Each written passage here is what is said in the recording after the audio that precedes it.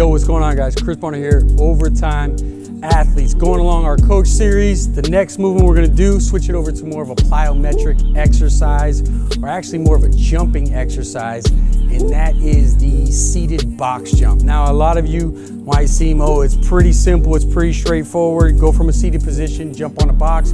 But again, I'm just trying to show you the finer points of coaching that I'm looking for as far as inducing the most amount of performance, the most amount of force production out of this movement, the common cues or common mistakes that I see when it comes to this movement. So I just kind of rant for a second and just kind of tell you the technique that I'm looking for when doing this. So when it comes to setup, each athlete is different. So talking about the initial setup is how far the seat is away from the actual box. You want to be in a position where the athlete can focus on maximum vertical force as opposed to adding horizontal force as well. So depending on how long or how tall the athlete is where you would start to find that sweet spot in their comfortability. Now, obviously, you don't want to be too close so that they can't get maximum arm swing and leverage out of the arms when they're actually performing the movement, but you also don't want to be too far back so that they have to produce as much horizontal force driving into the box, or like a broad jump, if you will. So you're just going to want to find that sweet spot. I say anywhere from basically 2 to 3 feet away from the box. Next, what I want to do as far as stance goes, as far as height of the box, you can play with this. I like to go anywhere from parallel to 3/4. So depending on what I'm working with at athletes, I can progress to more of a 3/4. Usually what I start off with is right about parallel at the hip or 90 degrees at the hip, right? Next one is going to be your stance. Now, one thing that I want to teach athletes to do, especially anytime they're jumping, is I'm trying to get them to focus on getting the feet underneath the hips. I don't want them wider in shoulder. Rarely are you going to perform this. Anytime you jump even one-footed, your foot is aligned with that hip. Anytime you usually go two-footed, it's same thing. 2 feet, it's usually the same thing. Feet are underneath your hips. So when we're doing it in a controlled manner and we're teaching jump training within the gym setting, it's the same exact thing. So feet, toes forward, feet right underneath your hips. Perfect.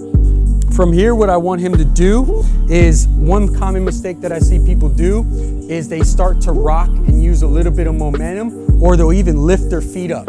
Now, the purpose of doing a seated box jump is so that we're actually eliminating the stretch shortening cycle, right? So you're only focusing on the concentric contraction of that movement to be able to produce force rapidly on a relative level to get up onto the box. So we want to eliminate any stretch shortening. So I want to eliminate as much momentum as I possibly can, and our feet coming to the ground to be able to stimulate the stretch reflex or stretch shortening cycle. So really, by working the concentric motion, we're training RFD, or rate of force development. How fast can he produce force in that concentric pattern, right? Or in that concentric motion of the actual movement, which is hip extension here. So what he's gonna do is keep your feet planted, apply pressure down into your bottom of your feet, right? Getting your arms moving on a low rate, because obviously you can't use them locked out, but being able to bend at 90 degrees at the elbow, using your arms still. I want you to throw them back. Don't rock too much. Maybe try to stay in a 1-inch sway. I want you to move your arms, drive through the ground, jump up onto the box. Boom. As you can see, obviously it takes a little bit of time, takes a little bit of technique. You can see he kind of leans forward before he gets into it. That's fine. Biggest thing is I don't want him to go ahead and do a big sway and pick your feet off the ground.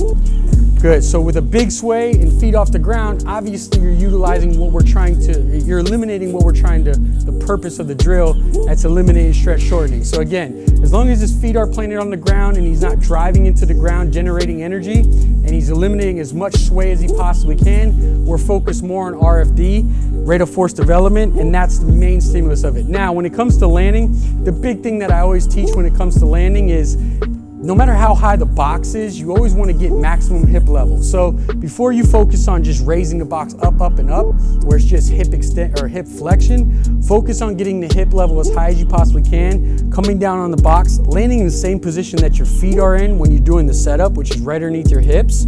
and then focus on a soft, gentle landing. I always tell guys, pretend you're jumping on glass and you don't want to break that glass. So go ahead one more time for me. Little sway, pop, good. Land nice and soft, and you shouldn't really hear his feet hit that box when you go if you're absorbing that landing properly.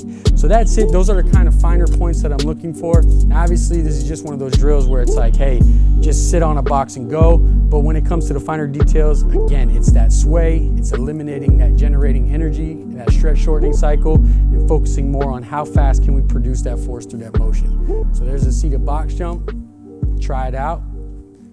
I'll see you guys next time.